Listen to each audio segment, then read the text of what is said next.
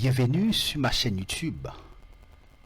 Si vous avez déjà abonné à ma chaîne YouTube, partagez, faites des commentaires, like. Si vous n'avez pas encore abonné, abonnez-vous maintenant à ma chaîne YouTube pour pouvoir recevoir une nouvelle réflexion, une nouvelle étude chaque semaine. Nous allons prier. Père Céleste, Dieu fort, puissant et grand dans les combats, nous te disons merci Seigneur pour ta grâce, ton amour infini que tu as manifesté envers nous. Tu as envoyé Jésus mourir à ma place, à notre place pour nous donner la vie.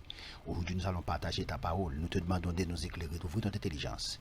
Nous te prions non en vertu de mérite, mais au nom de Jésus ton Fils qui vit qui est au siècle des siècles. Amen. Nous vous remercions parce que vous avez abonné, parce que vous avez partagé mes études dans les différents groupes de Facebook. Dieu va continuer à vous bénir pour ce grand travail. Aujourd'hui nous allons commencer une série d'études sur les paraboles. Ok? Sur les paraboles. Nous allons commencer. Les paraboles. Introduction. Qu'est-ce qu'une parabole? Qu'est-ce qu'une parabole?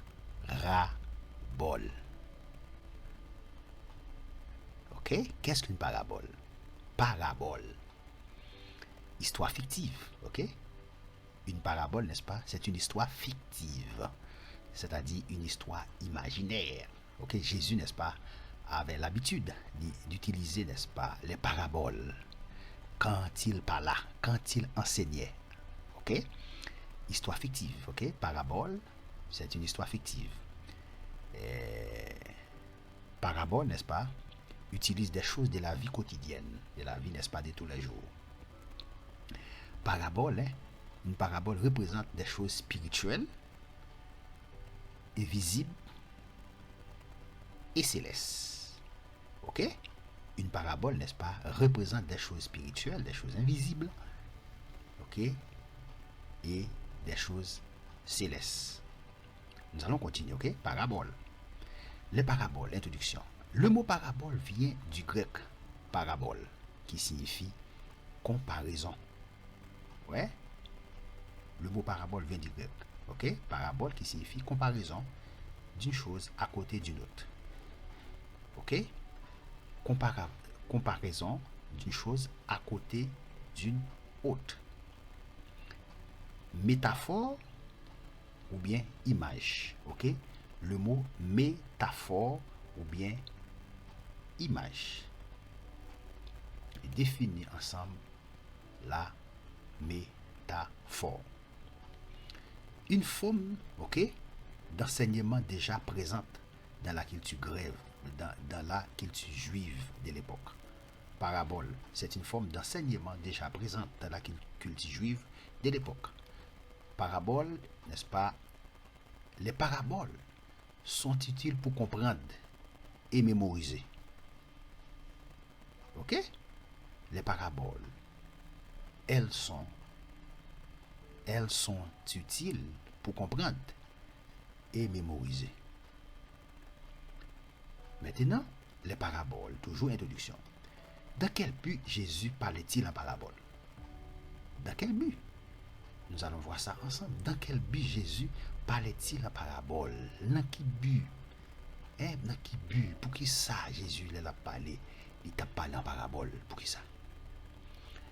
Dans quel but Jésus parlait-il en parabole? 1. Aider ses disciples à mieux comprendre.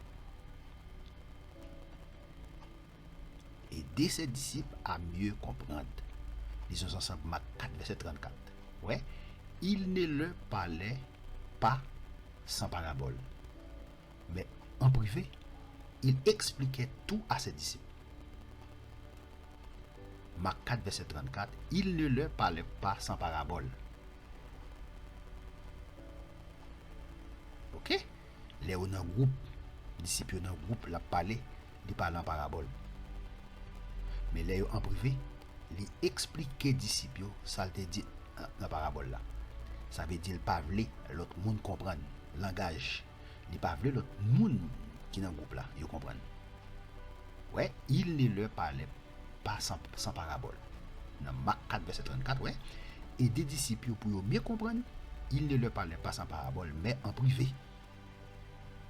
Il expliquait tout, ouais, mais en privé. Il expliquait tout à ses disciples. En privé, ça veut dire les la veille ensemble. Il expliquait disciples, toute bagaille. Il expliquait parabole, ça, il était là, qui ça le dit. Mais pour l'autre monde pas comprendre, il parle en parabole. 2. Dans quel but Jésus parlait-il en parabole? 1. Aider ses disciples à mieux comprendre. 2. Cacher les vérités aux incrédules. Voilà la raison. Jésus parlait en parabole. 1. Aider ses disciples à mieux comprendre. Marc 4, verset 34. 2. Cacher les vérités aux incrédules. Ça veut dire cacher vérité aux incrédules avec incrédule, ça veut dire monde qui ne veut pas croire. Cacher vérité à monde qui ne veut pas croire. Matthieu 13, verset 10 et 11. Les disciples s'approchaient et lui dirent: pourquoi les parles-tu en parabole? Jésus leur répondit: parce qu'il vous a été donné de connaître les mystères du royaume des cieux, et qu'à eux, cela n'a pas été donné. Est-ce que vous comprenez?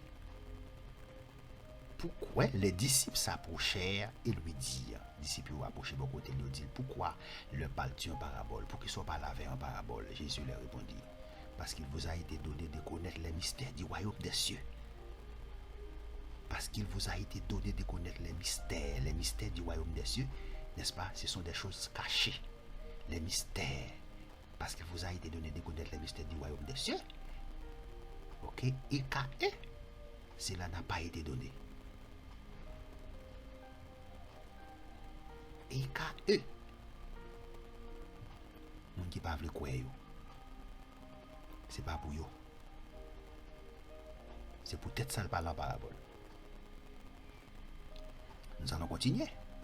Les paraboles toujours instruction. Matthieu 13, verset 13 à 15. C'est pourquoi je leur parle en parabole, pour qu'en voyant, ils ne voient pas, et qu'en entendant, ils n'entendent ni comprennent. Vous voyez? C'est pourquoi je leur parle en parabole. C'est peut-être ça me parle avec un parabole. Pour qui ça? Pour yo ouais. Ouais.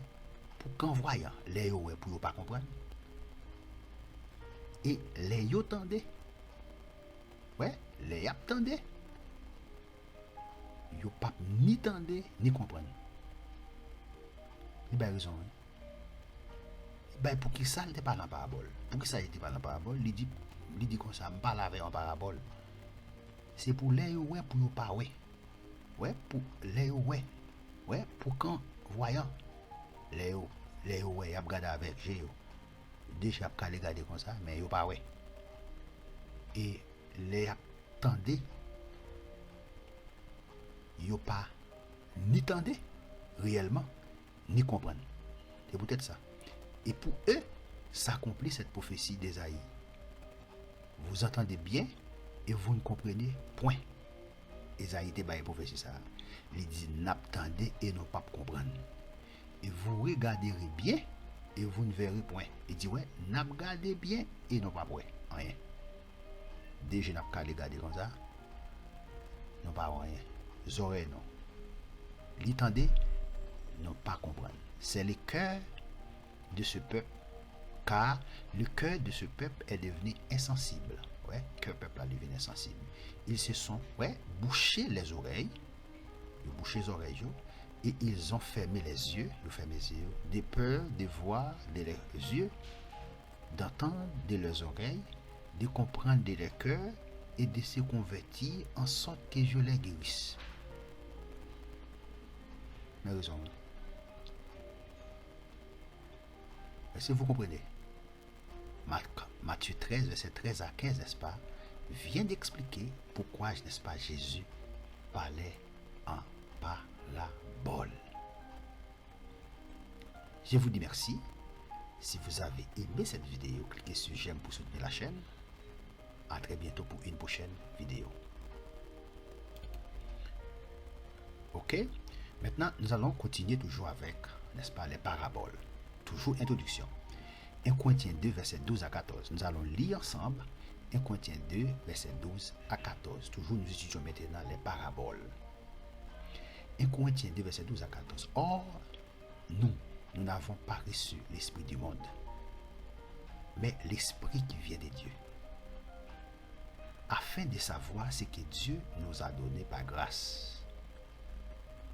Et nous en parlons non avec des discours quand c'est la sagesse humaine, mais avec ceux qu'en sait l'esprit.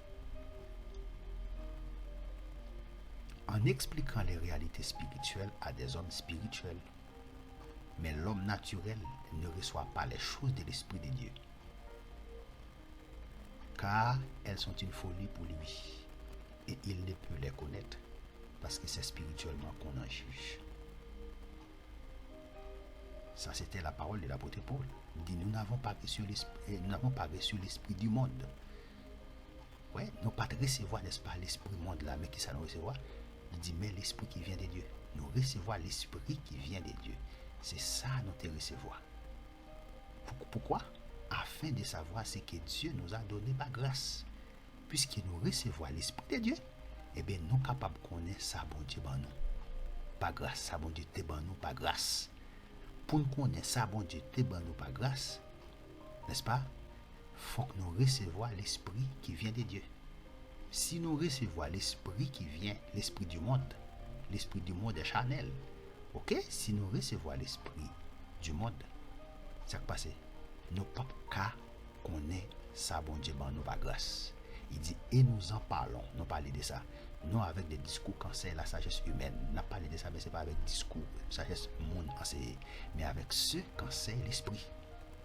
En expliquant les réalités spirituelles à des hommes spirituels, mais l'homme naturel c'est l'homme animal. L'homme animal, l'homme naturel, l'homme adamique. Ouais, on dit l'homme adamique, on dit l'homme naturel ne reçoit pas les choses de l'Esprit de Dieu. L'homme naturel, c'est l'homme adamique. L'homme naturel, c'est l'homme adamique.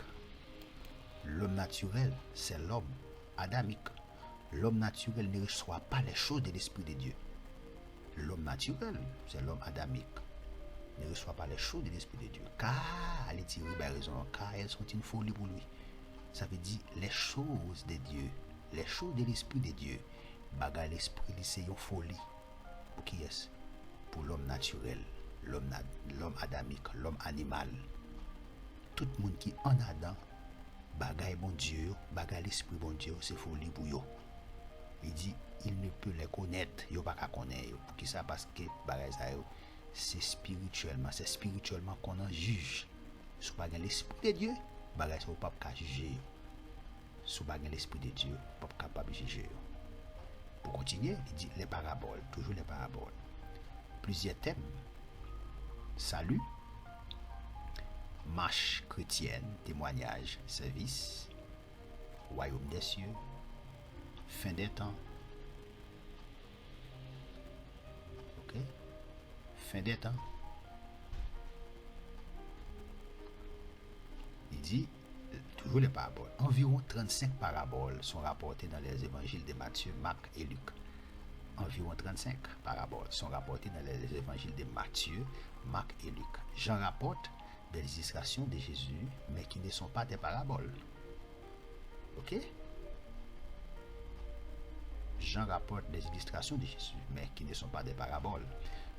La porte, le bon berger, le pain de vie, l'eau vive, la vie, les douleurs de l'enfantement. Ok? Jean rapporte illustration. Ça, Jésus-Christ utilisé. Mais ce n'est pas parabole, ils sont des illustrations. Ok? Jésus est la porte, Jésus est le bon berger, Jésus est le pain de vie, Jésus est l'eau vive. Ok? Ok, maintenant, Matthieu, Marc, Luc rapportent aussi d'autres illustrations de Jésus. Le sel de la terre, la lampe, les deux portes, les deux chemins, la paille et la poutre dans l'œil, la lumière et les ténèbres, etc. Ok? Ils sont des illustrations que Jésus utilisait. Ok? Vous êtes le sel de la terre. Ok? Jésus est la porte. Ok? Ce sont des illustrations. Ok. Toujours, Luc rapporte aussi l'histoire du riche et de Lazare. Luc 16, verset 19 à 31. Qui n'est pas non plus une parabole. Parce que ça, il n'est pas une parabole. Luc 16, verset 19 à 31. Nous allons regarder ensemble. Luc 16, verset 19 à 31.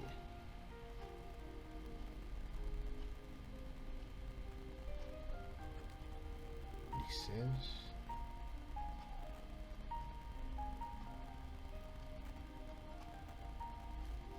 Luc 16, verset 19 à 31.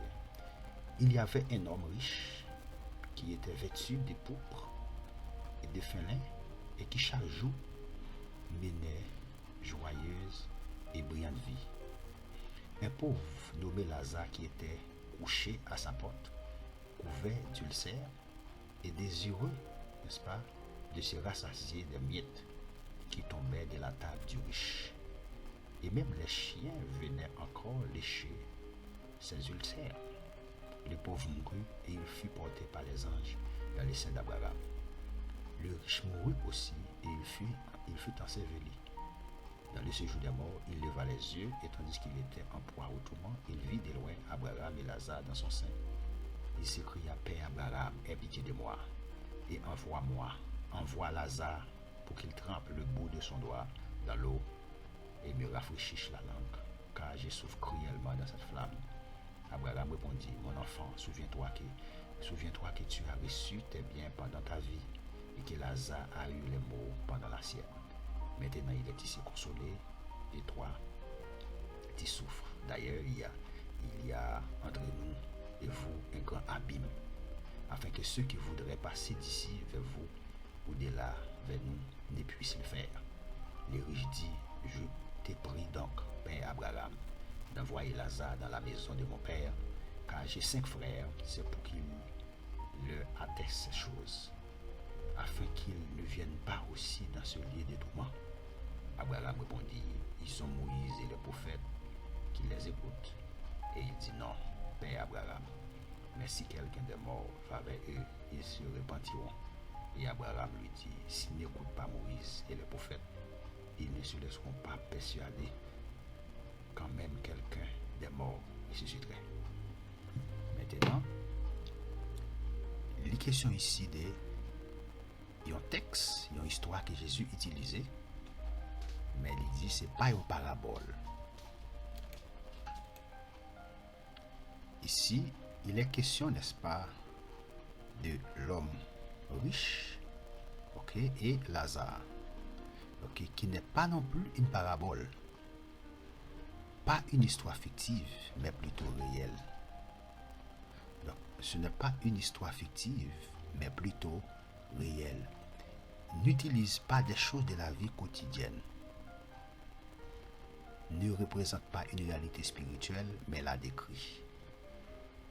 Même s'il comporte aussi des éléments au sens figuré.